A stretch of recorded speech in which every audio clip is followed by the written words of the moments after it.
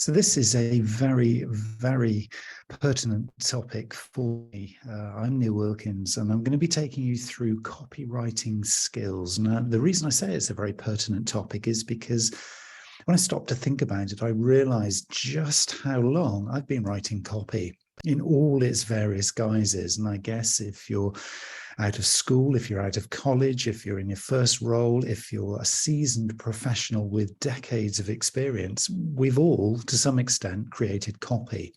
And so it is really part and parcel of the way that we communicate. And what I'm going to be doing as we go through this session is identify some of the, I guess what you might term best practice currently with the whole art, if you like, of copywriting. There is a science behind it, and I'm going to explain a little bit of that as well.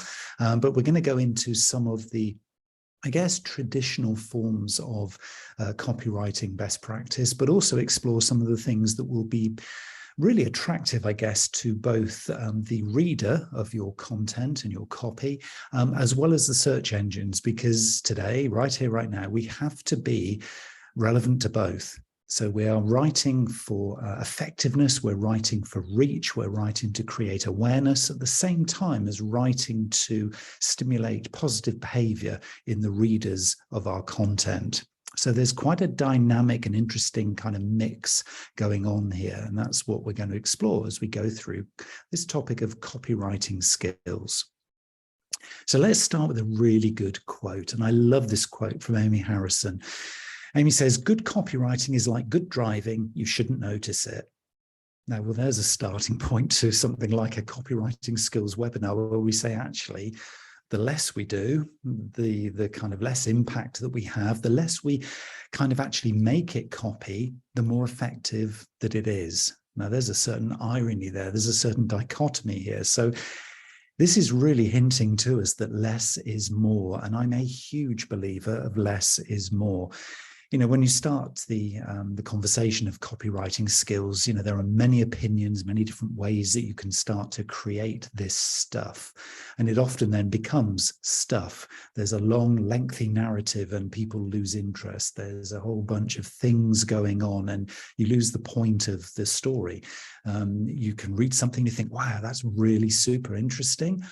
But what do I do next? And there's no call to action. So there's a whole range of different things going on here.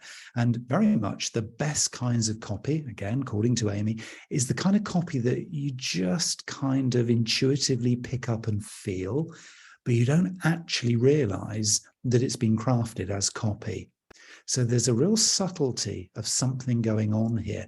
And I'm going to be quite contentious at the start of this conversation by saying, well, actually, it's all the same. You know, everything that we cover when we think about writing copy is the same. What we're looking at here is effective copy creation, effective creation of an artistic message, effective creation of technical and scientific information, whatever it happens to be, whether it's digital or offline, whether we're blogging, whether this is some kind of formal letter, whether we're tweeting or snapping, whether we're creating a really technical product brochure or scientific data sheet, it's all the same. And for me, having spent many decades creating copy, and as I say, when I was creating this webinar for you, I was thinking, actually, it has come in all forms and guises, but it's all the same. It's all really, really consistent. If I can do it in one place, I can do it elsewhere. If I can create effective content in one form or using one particular channel or particular media, then it's going to be effective in this channel as it is elsewhere. And it doesn't matter whether it's technical. It doesn't matter whether this is a storytelling blog. It doesn't matter if I'm creating a case study or some short form content for social media.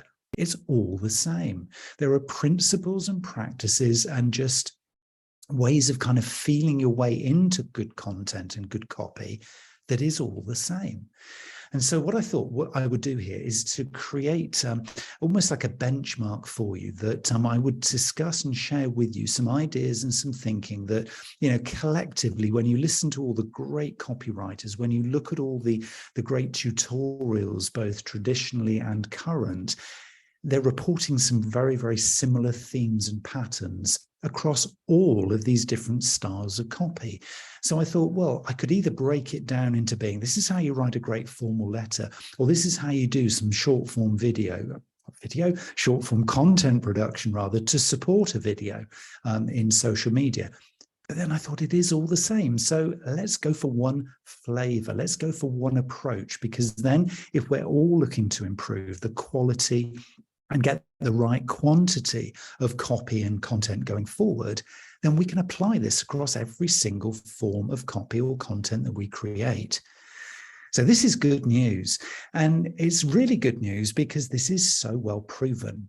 I mean, one of the often quoted examples of really, really interesting starting points for copy goes back literally 100 years, when John Caples came up with the often quoted examples of the different styles and forms of content in terms of effectiveness, and what John wrote about back in the day. And this goes back to 1926, can you believe, when this was an art form. This was kind of how marketing and communications and PR was starting to become a thing. Advertising was becoming something that was, potentially a very, very useful ally for brands and for products and for manufacturers.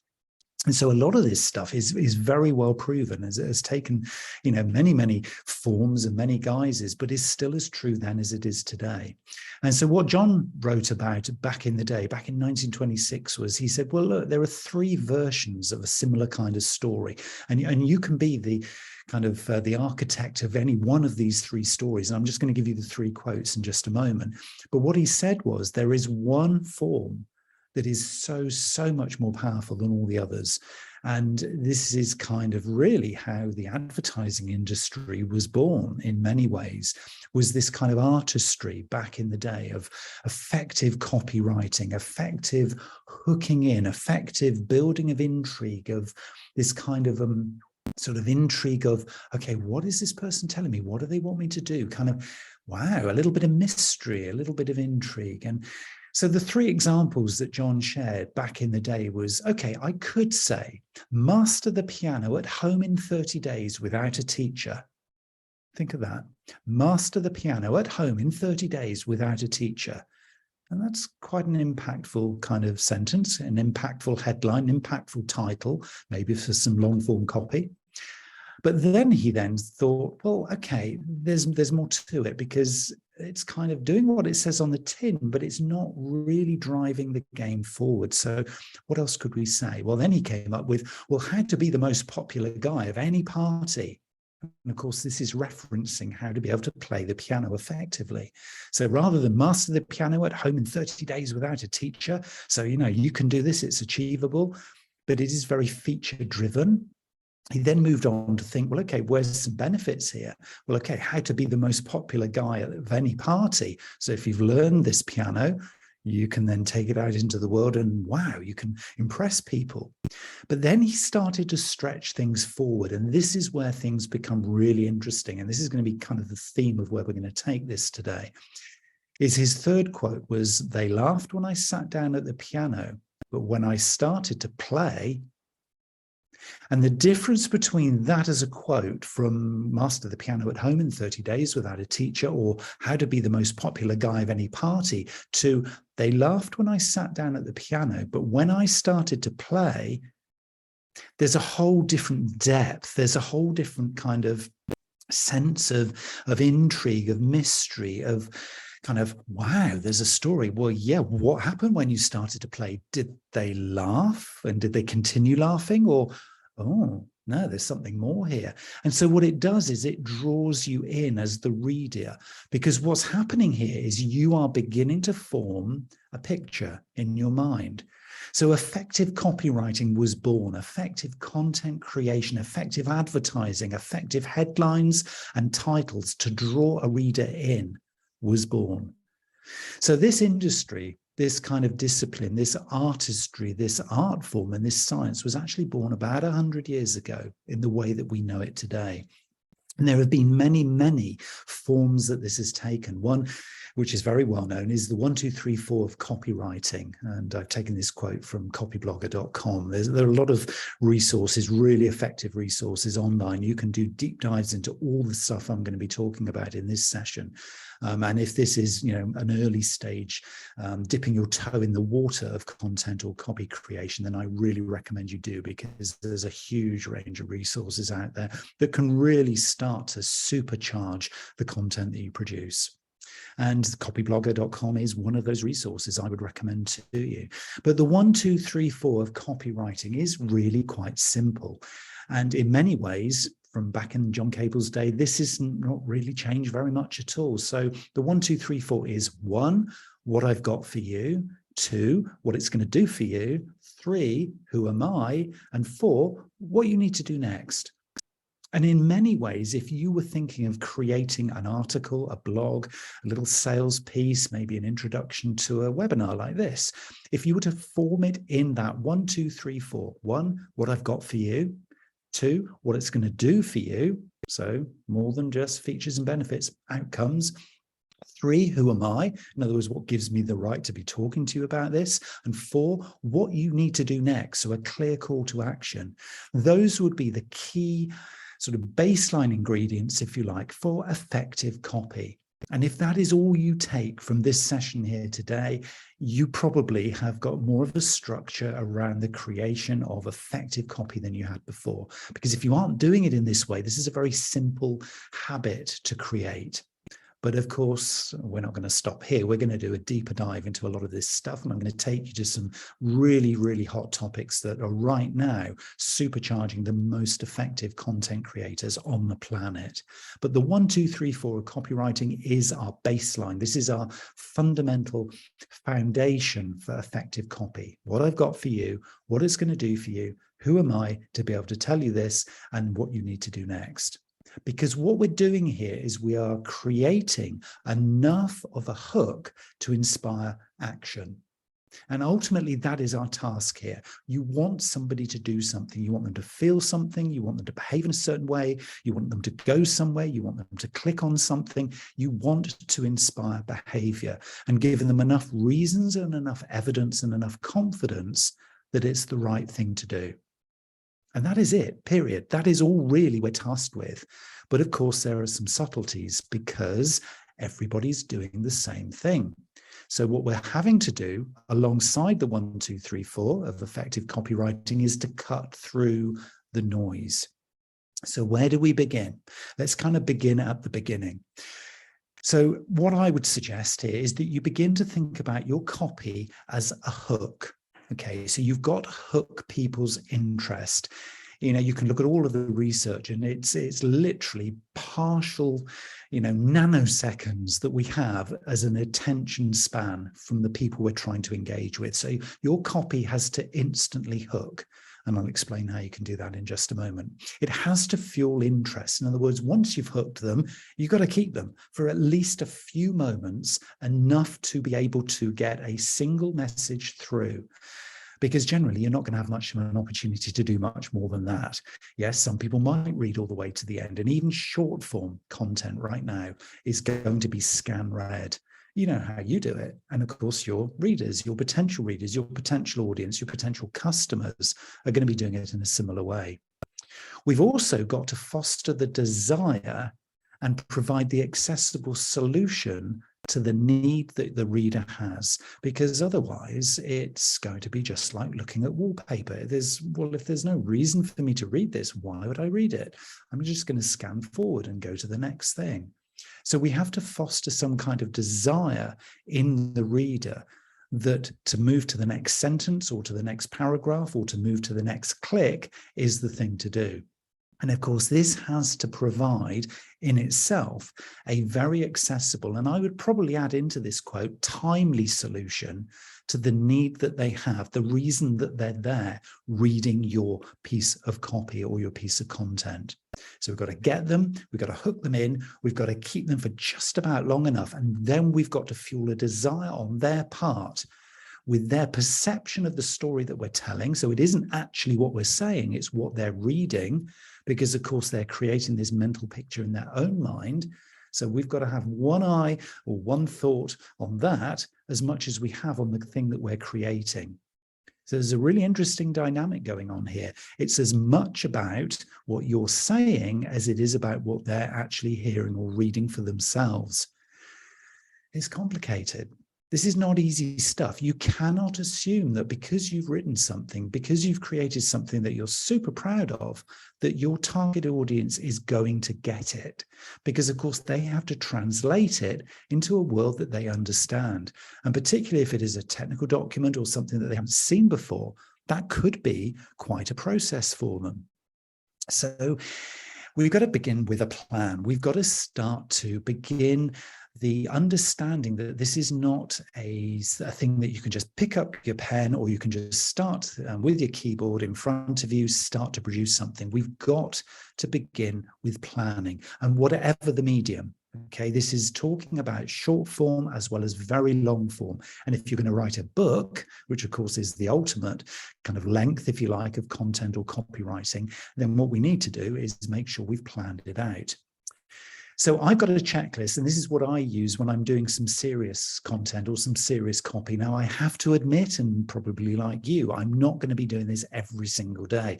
I'm not going to be doing a perfect plan. Sometimes you just got to get it out there. You've just got to be putting the content out there. And when you've done it enough times, you probably have enough confidence to think, yeah, it's kind of there or thereabouts.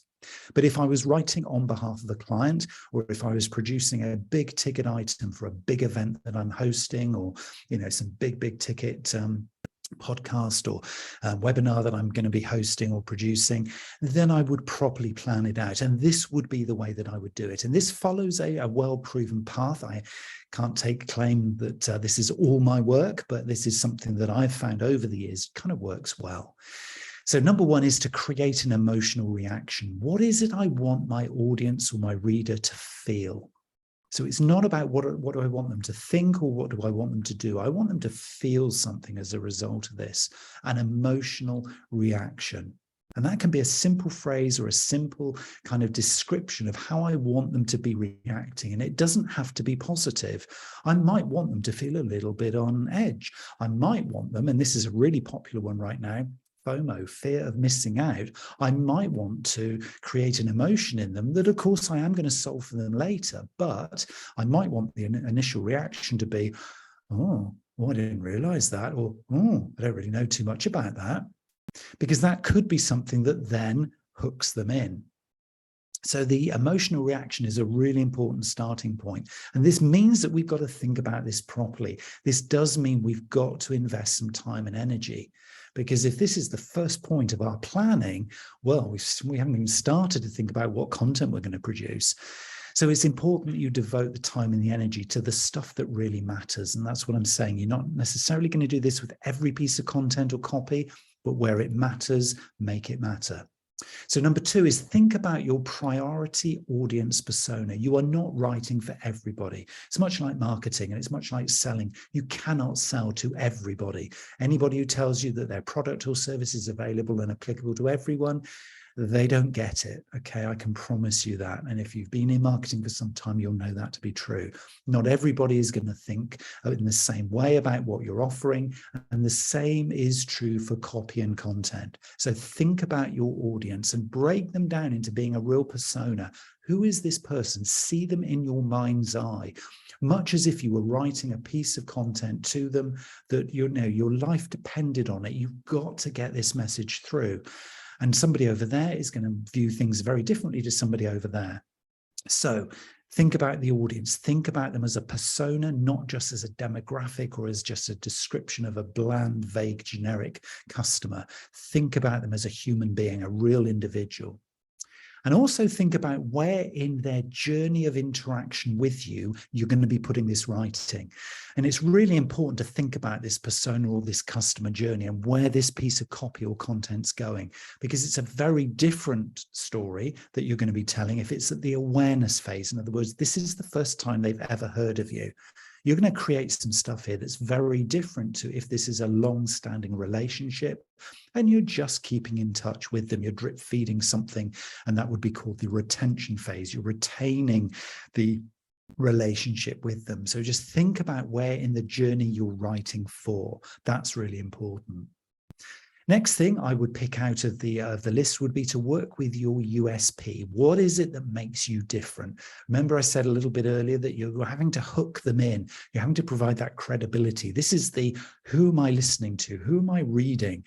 And so you're not necessarily going to put your full biography or your full profile. And of course, if you're writing on behalf of a brand or on behalf of a client, you're not putting the whole description in there, but you've got to give them enough of a feeling that they know, oh, okay, this is who's writing to me. This is who I'm reading about. This is kind of, the people or the brand or the team behind the story. So give them enough. And of course, that is your USP. It is the people. It is the story. It is the thing that is going to be this core hook. But that is only part of it. Remember, I said a few moments ago that it is partly about them and it's partly about you. Well, the thing that's about you is what is their outcome? So forget forever the whole features and benefits. That thing is long gone. If anybody starts telling you that, oh, we must promote or we must tell the story of our features and benefits of our amazing service or amazing product, they are working yesterday, we're working today. And the only thing that the customer is interested in, and I really guarantee this to you, the only thing they're interested in is what's in it for them. Okay, so what is their outcome from the product, the service, the story, the USP, the journey, the communication, the relationship that you're writing about? What is their outcome? What's in it for them? Because we are becoming, as a human species, we are becoming ever more selfish. We're more focused on what's in it for us, not in a bad way necessarily, but in a kind of self-preservation way in lots of cases. And so your messages need to focus on the outcome. In other words, how is the reader's world going to be different as a result of reading and carrying on reading the copy you're producing? Now, of course, to really tune in with that, really dial in, you can reuse what your customers are telling you. So if you know your audience really, really intimately, you know the persona you're targeting, do you have anecdotal quotes? Do you have feedback? Have you got kind of testimonials? Have you got stuff that they've written and fed back to you? These personas that really are the same people, and could you replay some of that stuff in terms of tone of voice, in terms of style, in terms of actual quotes? Because if somebody actually hears and sees something, they think, oh, that sounds like I would have written that. That sounds just like me. Then there's a chance that you've got them hooked in. And when you're doing that, I would always say, another little tip here is to talk without talking about your products and services. Those are the last things people want to hear about. They want to hear their outcome. They want to hear the value you're going to bring. They want to hear about the relationship. They want to hear about that kind of interaction with you. And then you can just maybe top it up at the end with, and if you want some of this, click this button and we can engage. Click this button and you can get this service. It's almost at the end of the copy, the end of the content, sealing the deal. So even if you're being tasked with promote this product, promote this service, we're launching this today, it's not about the product or the service. It's about the outcome. It's about the USP. It's about the journey. It's about the conversation. And everything in the planning of your copy, whatever the medium, needs to guide towards what we call the call to action. Because your content is no good if it doesn't stimulate behavior. Okay, remember that. Everything you produce needs to stimulate some kind of reaction, some kind of action, some kind of emotion, or some kind of behavior. Otherwise, you've missed a trick. Otherwise, all you've done is you've probably got a like, or you've probably got a share. What you really want is an engagement, okay, to use the social media analogy. That's what we're after here. So do not bask in the vanity metrics of, hey, everybody read this and look how good this was. Look, I got 1,000 people liking this particular article or this thing I put onto LinkedIn. Wow, aren't I a great copywriter? Well, you're only a great copywriter based on the number of people who actually took the action that you wanted in your plan. Okay, so let's get real here for a minute. Let's get commercial. It is about the return on the investment of your time and energy in the content. It isn't about the likes. That's not what this is about. Let's take the ego out of this and let's do this properly.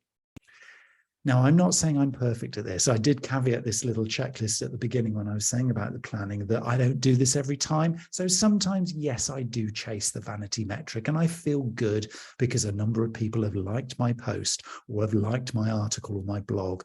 I'm human. We all do it. Okay. So I'm not saying I'm not, saying this is absolutely perfect and completely professional every time. No, we're all human.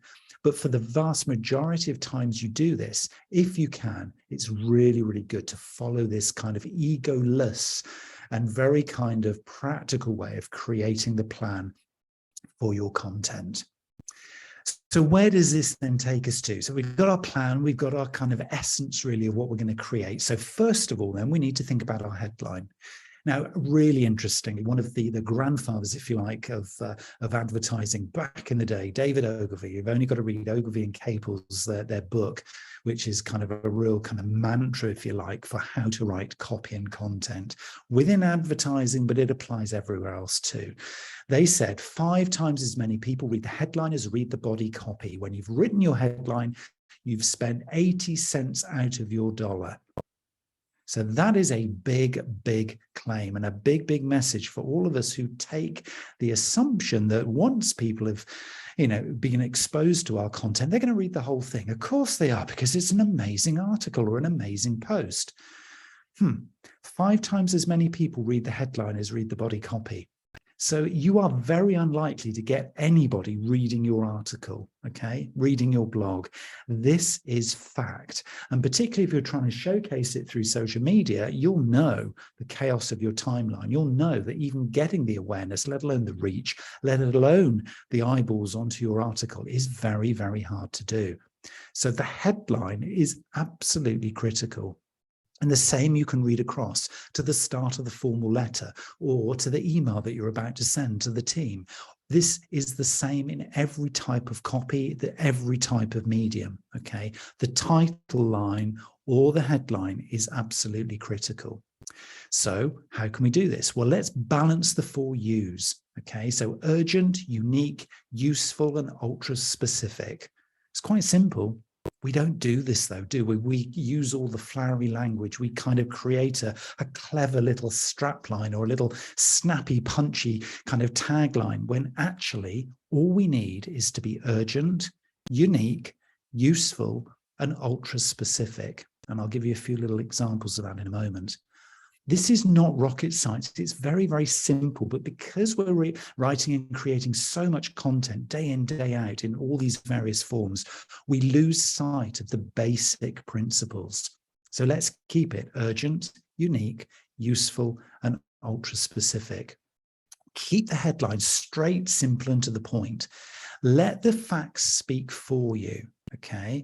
Charisse Jacob talks about putting the reader in control, making it personal and accessible, using what we call feature pillars and asking questions that make the reader think. This is really, really great practice. Just think of some of these things for a moment. If it does what it says on the tin, but you can actually make it personable, make it accessible, give the reader something to kind of play with, something to own. And there's an interesting thing. Could this be something that really, really identifies with their psyche? Could this be something that, wow, gosh, thanks for that, Neil. I wouldn't have expected that. That kind of an essence of the headline. That's what we're talking about here. We're talking about, non-flowery language. We're talking about not any kind of narrative, but we're also talking about these, and this was an interesting comment actually, these feature pillars, drip feeding in wherever you can in the headline or this kind of introduction to what you're going to be talking about. Some of the feature pillars, so in other words, some of the themes that you're going to be covering in the content. And this is where the headline is able to then bleed into the early stages of what we might term the subject copy. Now, if you've got preview set on your email inbox, so you see the title line, and a lot of us do this, don't we? Because we're kind of, we're not necessarily hooked in by the title line, but we might just want to see, just in case it's important, and this is the philosophy and the science behind this, we have the first line of the preview of what is this email about. So it's kind of, we'll kind of see the headline, but we don't really believe that. So we just want to see that first line. And this is what Charisse is talking about here. It's starting to introduce the blend between the headline or the title and the body content. And so what is our one takeaway from this moment? Well, it is that the message about what this copy or content's about has to come at the beginning.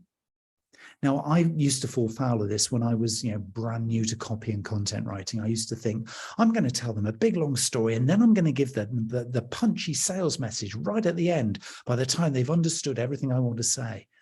That is fundamentally wrong. Let's turn that on its head. If you want somebody to learn something, understand something, or get what it is you're going to tell them, you tell them at the start. Okay, it's as simple as that. Yeah, you might want to reinforce it at the end, and I'll talk about the ending of copy and content in a moment. But if you want somebody to get something, and this is becoming ever more important because of our lack of attention spans, because of immediacy and that kind of selfish me, got to serve me with my outcomes. This is becoming ever more emphasized. So if you want to get a point across, you get it across within the first second or the first few seconds of your headline, your title, the subject line, and or that first sentence that you're covering this content with. It's way too late if you leave it to the middle, and even worse if you leave it to the end, because 99% of people have long gone beyond that. So now you've got your plan, you've got your headline, you've got your title, basically saying what it is that you want them to do or what you want them to get or the outcome. And now we're going to get started with the detail. Now, one of my favorite places to basically learn how to write effective copy that balances both, particularly digital copy here we're talking about, because obviously a lot of us are creating digital copy, balancing the needs of the reader with the needs of the search engine. So I often go to yoast.com, yoast.com, as my kind of go-to, because Yoast have got a lot of tutorials, a lot of articles, and some really great little things. If you've got a WordPress site, then you can add the Yoast widget in there for free. There's a premium version, but you can get the free version, and it will guide you in terms of your writing. It'll encourage you not to write passively, but to write actively. It will encourage you with the both short and long form versions of it. It will encourage you to write for the search engine as well as the reader. And they will guide you along 5 key principles. Okay, so these are the key principles. They will say, what problem is this copy solving? Because they can identify the algorithms working alongside you so that your reader gets to understand what the algorithms are going to be critiquing. So it will put your copy and your content in the eyeballs of, or in front of the eyeballs of, the kind of readers that your copy is solving the problems for. So you've got to start by thinking, what problem am I solving here? So it is about the outcome. It is about how the world is going to be different for your target audience, but it's also, but what problem am I solving for them? Yoast also says, do not use long sentences. Short sentences, punchy, to the point, in your face, very clear, almost to the point of bullet pointing, is the way to write copy. Okay, now this is an interesting one, because for a lot of us, particularly if we are storytellers, particularly if we are narrators, we want to use kind of, joining sentences. We want to be, telling a story. Using short sentences doesn't necessarily fit, but remember, this is all about the audience, not about us. So it may well be we need to learn some new skills. Find words that create a clear picture in your readers' minds. Remember, I said this is not about what you're creating, it's about how it's being perceived and translated on the other side. So in many ways, they would say, and the next point 5 for them, is mind map your topic. So actually get all the ideas out and see if you can find links where you can help the reader to create a clear picture. So grouping together topics and facts and parts of the story that are kind of similar.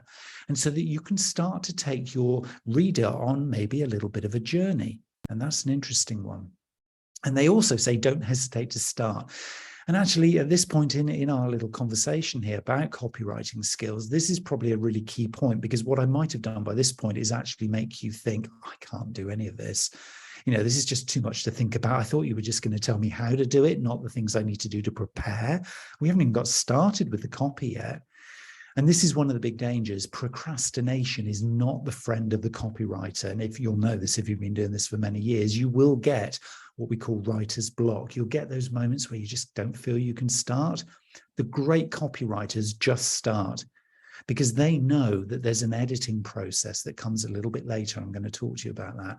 And they know that even if the copy and the content they're producing is really, really poor, really, really poor, there might be some little golden nuggets in that really, really poor content that they can edit through, and then maybe they can add to it later. So do not hesitate to start. Okay, that's one of the key things that Yoast says time and time again. And these are fundamental principles of getting and building the momentum. And then back to our friend David Ogilvy, and he will then say, well, okay, if you've created your mind map, you need to, and I quote, stuff your conscious mind with information. Now, lots of the time when we're creating good copy, and particularly when we're trying to create great copy, so we're trying to create maybe a thought leadership piece, or we're trying to influence our team, or we're trying to write a more formal piece that is a pitch for a piece of budget, or maybe we're trying to convince in a proposal that a particular prospect or client might want to work with us.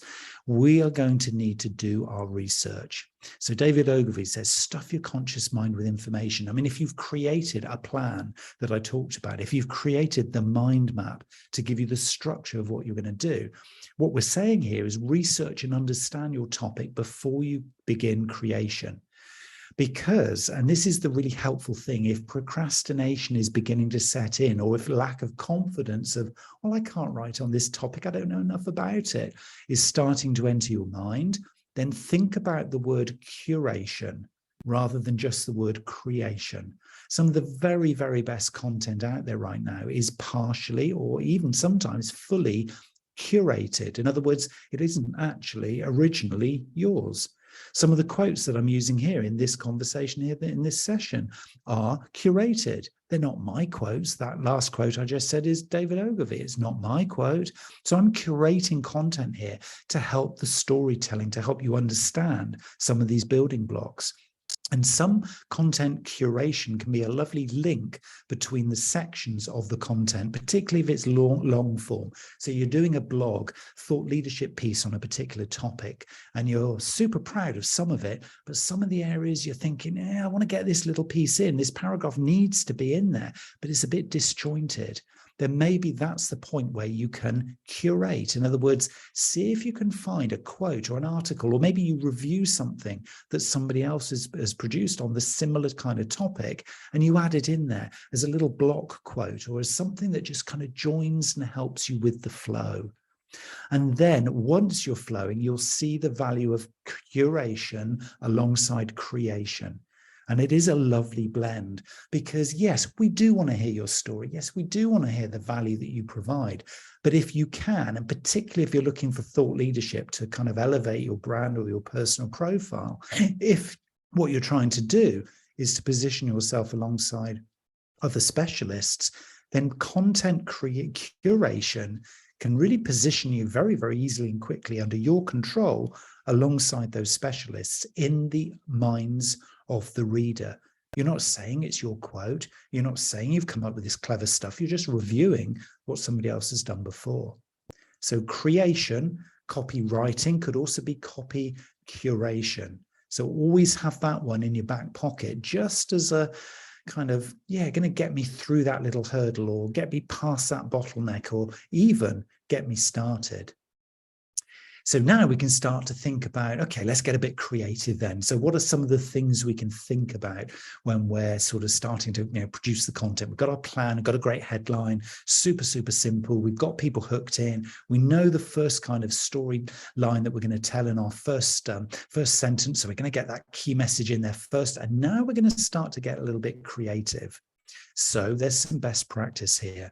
Don't exaggerate, be honest. Okay, I'm hoping that you're picking that up from this session here, that I'm just not exaggerating my capabilities as a copywriter. I'm just kind of sharing how I do it and how I've seen others do it and some of the best practice out there, which I'm curating. So I'm being honest with you. Hopefully you're picking that up. Be active, not passive. So just as an example, you would say, we helped 100 clients rather than 100 clients have been helped by us. That's the difference between active and passive. Passive voice is both tedious, it's quite defensive, it's very, very humble. It doesn't sell the value that you're bringing to the reader. And passive voices get unread. They get lost in the noise. If you want to be positive, if you want to be creative, go for the active voice. So we helped 100 clients rather than 100 clients have been helped by us. For some of us, if we're not super confident on a particular topic or in a particular medium, it might take a little bit of time, or we might need to do that in the edit, and that's fine. But just remember that active voice is applicable to every single brand. And you can align that with the kind of tone of voice and the style of your brand very effectively without losing. Maybe if you're a sort of a softer kind of brand style, you don't need to lose that by going active. Okay, active is just positive and engaging. Passive is the opposite. Find the tension. Okay, now this is an interesting phrase, finding the tension. So the tension is, and the obvious example that I often use, and I used it a little bit earlier, which is FOMO, fear of missing out. Find the tension. And often fear of missing out on, I need to find out more about this. You've whetted my appetite. This is interesting. I don't really understand everything you've said, but I want to know more. Now I'm curious. Now you've drawn me in. That's the kind of tension we're talking about here. And you don't have to do it every time, but do it when it's appropriate. And the final thing I would say here, and I try and do this, and I've tried to do this for years and years, is writing how you talk. Because if you can practice that and develop a real habit of writing how you talk in the same kind of tone of voice, almost you become the content itself. You become the copy. And I do know people, I do have examples of people that I know who are copywriters and content writers who actually don't put finger to keyboard. They don't put pen to paper. They narrate, they tell a story, and they use any kind of dictation software, many, many are out there, to actually see the words that they've written, and then they edit from that. And that could be, again, if it fits the kind of copy and the kind of content style that you're looking for, that could be a great starting point to build that habit. But over time, if you can begin to write how you talk and build that habit, that becomes super powerful. And actually what it does, it brings a real consistency, as I've said, across all the different media, all the different channels and styles of writing that you need to do. So I would say for me, I find that quite a natural one. For a lot of people, that isn't necessarily falling into the way they're programmed. I mean, I'm not a great technical writer, but I would say I do write how I talk and how I think. But it did probably come with a bit of practice. And I think, if that doesn't naturally kind of resonate with you, maybe that's something you want to have a little play with, but use dictation software to see how that feels, see how it resonates with you. So we've got creative, we've got our headline, we've got our plan, we're kind of taking them somewhere. And where is it we're taking them? We're taking them to the point of impact. Okay, so this is where we want to maximize impact. And this is curated. Okay, so I curated this list of things. This is just a checklist of things to make sure you do. And this is from ProBlogger.com. Okay, they do a lot of great tutorials, a lot of great thinking around these topics. And this was something I thought I just wanted to share with you. I thought I could come up with the list myself, but ProBlogger.com have got there first. And I thought this is just as good as it gets. So number one, make your content scannable. I'm going to show you some visuals in a moment of kind of how to do that, but make your content easy to scan. People don't want a wall of words. Put your key point up front. We've already said that. First sentence, you've got to get that message in there because we don't have the time or inclination to read deeper in if we don't get it from the outset. They also say posts with bullet points receive more backlinks. Now that's interesting because there was bullet points, went out of favor when PowerPoint, the style of doing, death by PowerPoint became a phrase and people didn't want to see bullet points. But actually, carefully put into some nice narrative in the right kind of style and font, maybe using bold capitals and italics to kind of paraphrase some of the key points there. Those can be very effective. And the algorithms of the search engines pick this up too. So you're going to kind of get a win-win. So don't just think that copy and content writing has to be narrative long form. You can intersperse it with bullet points very effectively, both for social media, for sort of digital, for websites, etc., for your emails that you're going to be putting out, etc., etc., etc. Subheadings draw readers deeper into the article. We've covered that one, but it really, really does work. And often because that's part of the preview setting that they have at their end, either on their web browser or in their email software. Remember block quotes. I just mentioned those a little bit earlier when I talked about curation.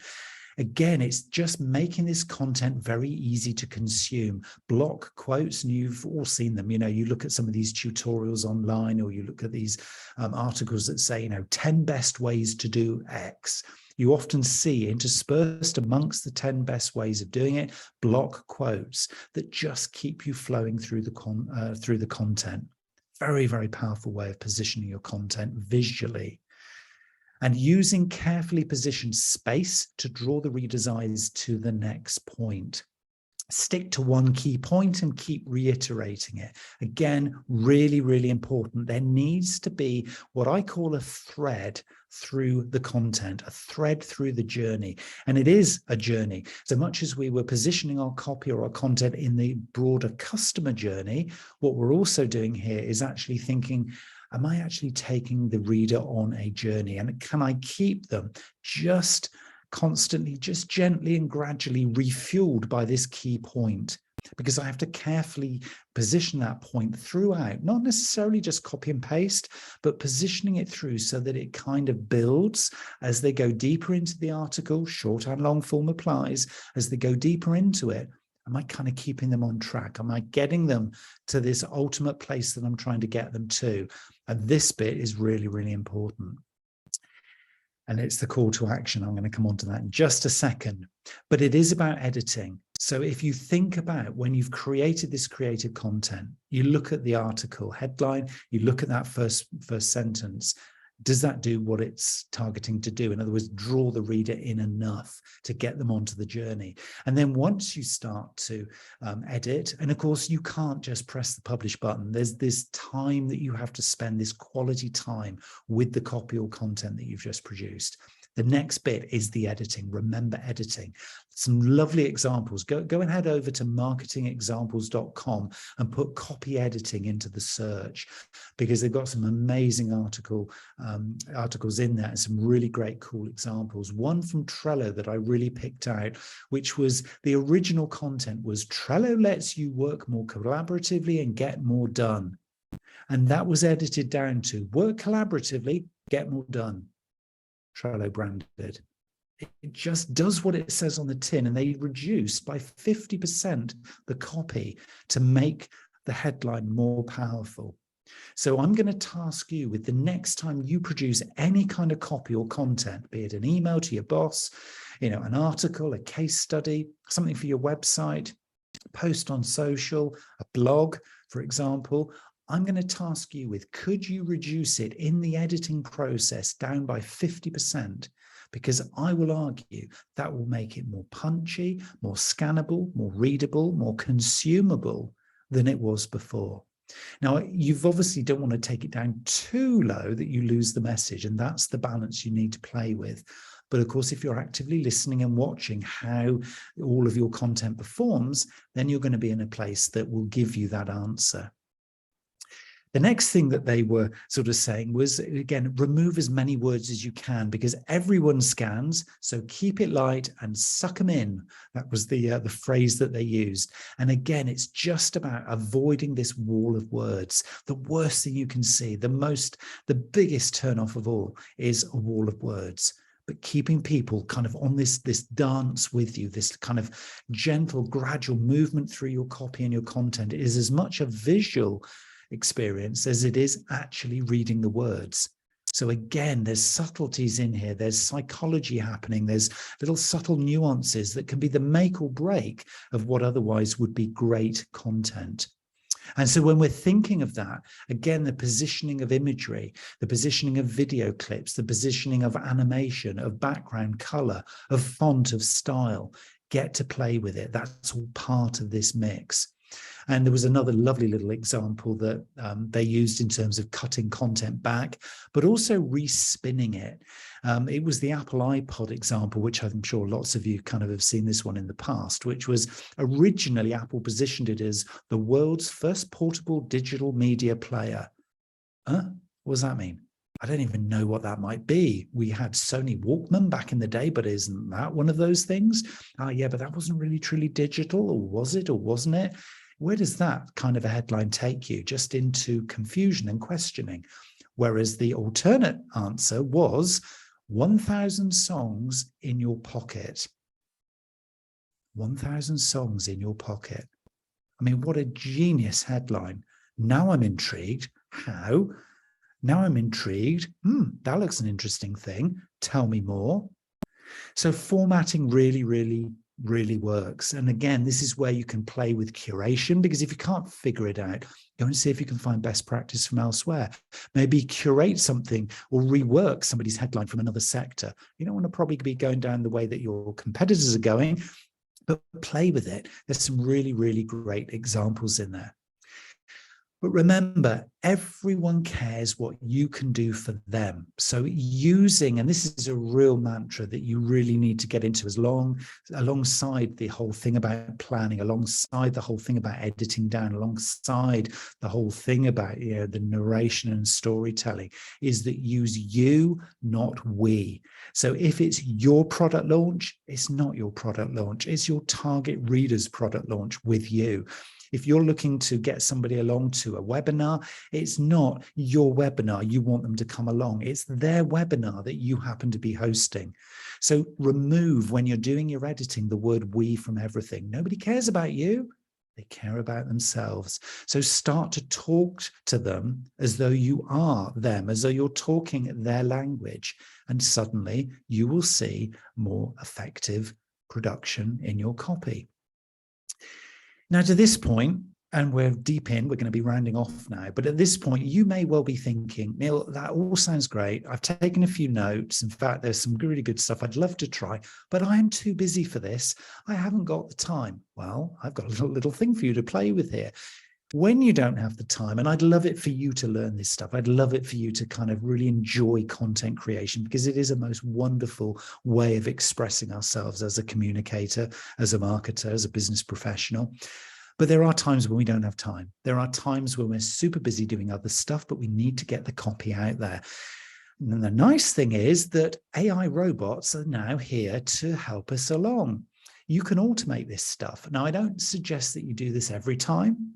And I do suggest that you just have a little play and see what comes out, because it might not quite yet fit what you need. But go along to something like simplified.com/AI-writer, simplified.com/AI-writer, AI-writer, because there's some long form and short form content creation produced by robots. You put in some clues, you put in who you're trying to target, you put in maybe a few ideas of copy, and then the article gets written for you. They've thought of everything. This is only going to improve over time. So these are still the early days of automated content production. And as I say, we should really be getting in touch with this ourselves first. It isn't something I would say begin with. Learn the ropes, learn the art first. But if everything gets a bit too tough, then I would say, just go there if you need to, once in a while, but have a play. And finally, when we want to get the call to action, that was the thing I said all of our copy and content is driving towards. When we want to get to the end point, the drum roll, please, for the ironic example here at the end of this webinar is adding a PS. PS stands for postscript. This was something that when we used to write handwritten letters with a pen and paper and put them in the post to send to somebody, and it would arrive a day or two later. When we used to do that, we used to often add a PS, postscript, after our signature. And basically, that is the little point that we actually want to add on at the end, quite subtly, but actually we really want people to take note of. It is one of the most powerful ways to create direct mail and email interaction, engagement, and to actually stimulate behavior. It's the reason why the last time you saw some DM campaigns, you saw PS after the person's name who was sending it to you. It's because it still works. It is one of the most important but underused elements, if you like, in persuasive copywriting. And that's not me saying that, that's cuttingedgepr.com and a lot of other commentators on this topic. So as much as starting with your headline right at the beginning, I'd say also finish with the headline in a PS, the postscript, the final little thing that you want the person to do. If they've gone as far as this in the engagement with you, they've read to the end. What is it you want me to do next? Oh, okay, it's that. So put your call to action right at the end. As much as you put it at the front, finish it off too, because if they've been willing to come this far with you, they're very, very likely to go to the next step in their journey. And let's face it, that was what you were trying to do with your copy and content writing. You were trying to get them to the next step in the journey. It isn't the be all and end all. It isn't the end game. It is just the next stage of engagement with your target audience. So my 4 top tips as we round off this hour together is keep a copy pot of examples you love, things that potentially you can curate from when you need them, but also great examples like I did there with the Apple iPod example, with some of the other stuff I've shared with you, some of those quotes. Just a copy pot of examples you love. If you've got those to hand, you know where to find them. There's always somewhere you can go if you need it. Actively watch and listen to responses. Learn continuously what works and what doesn't as you go all the way through your content journey. You know, if you're not listening to the responses and the engagement that comes, how are you going to know how to improve it better next time? And every single time you write needs to be and could be better than the time before. Ask questions that help the reader say yes. That's a lovely quote from Right End.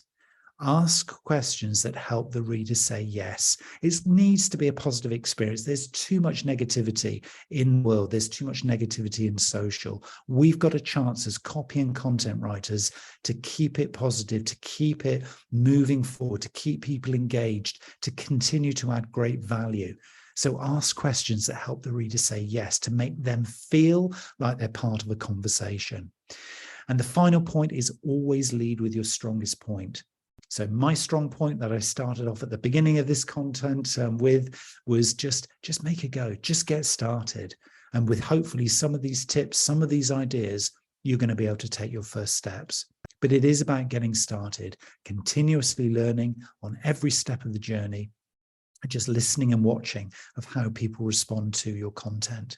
And remember, all of these tips, everything that we've talked about here through this last hour, you can apply in every style of content you produce, every medium and every moment of the day. So learn these habits and they are with you for a lifetime. They've certainly served me really well in the content I've produced and I've loved every moment of doing it. I'm going to be doing more. So hopefully you'll find as much fun as I've had so far in my journey with content and copywriting. Thank you so much for lasting out with me to this point. I wish you every success in your content and copywriting and have a great day from here onwards.